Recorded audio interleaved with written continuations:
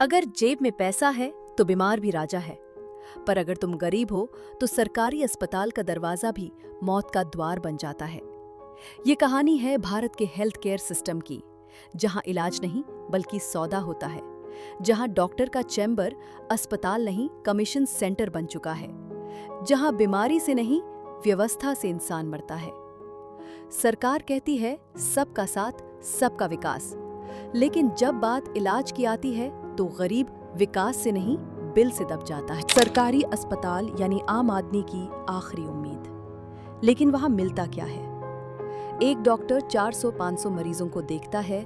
Operation के लिए तारीख 6 महीने बाद की। मशीनें खराब, स्टाफ गायब और बेड कम। एक ही बेड पर 2-2 मरीज लेटे हैं और दवाइयां आधी बाहर से खरीदनी पड़ती हैं।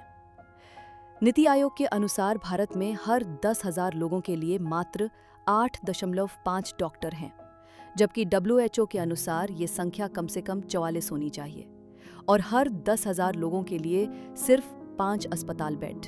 बात साफ है, गरीब का इलाज भगवान भरोसे है, सिस्टम नहीं। अगर सरकारी अस्पताल में जगह नहीं तो चलो प्राइवेट में, लेकिन वहां इलाज नहीं, लूट मिलती है।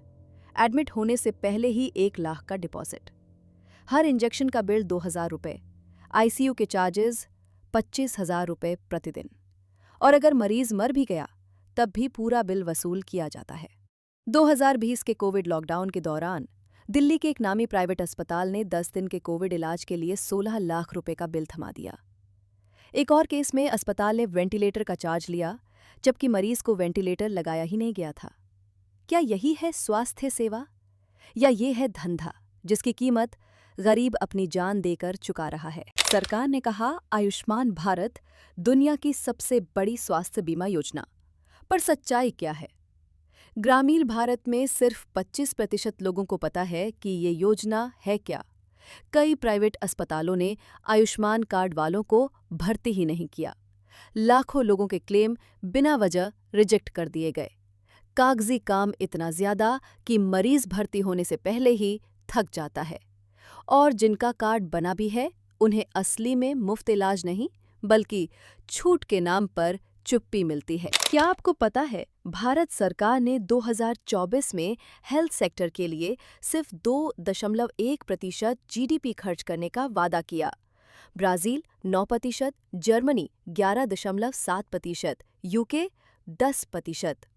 हम बुलेट ट्रेन बना सकते हैं, G20 समिट में अरबों खर्च कर सकते हैं, लेकिन एक अस्पताल बनाने का बजट 5 साल में भी पास नहीं होता।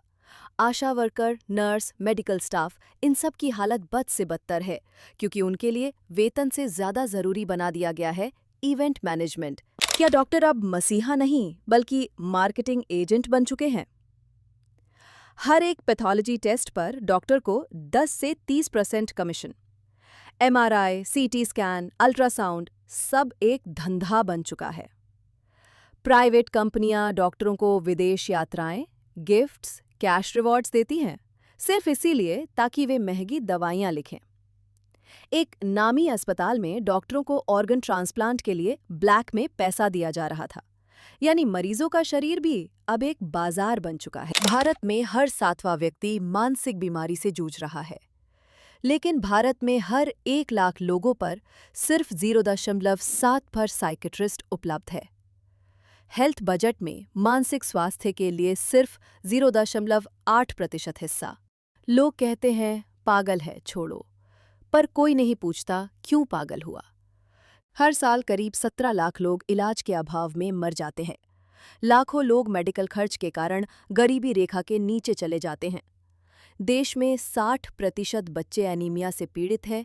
टीबी, डेंगू, मलेरिया आज भी गांवों में महामारी बनकर मौजूद है। आज़ादी के 75 साल बाद भी अगर एक गरीब आदमी इलाज नहीं करवा सकता, अगर बच्चा अस्पताल के बाहर दम तोड़ देता है, अगर डॉक्टर पैसा देखकर इलाज करता है, तो ये सिस्टम नहीं, ये अपराध है। हम digital India, make in India, विकसित भारत की बातें करते हैं, पर क्या स्वस्थ भारत हमारा हक नहीं? अगर आप चाहते हो कि इलाज हर किसी का हक बने, तो इस सच्चाई को जितना हो सके शेयर करो, कमेंट करो। स्वास्थ्य मेरा अधिकार है, सुविधा नहीं।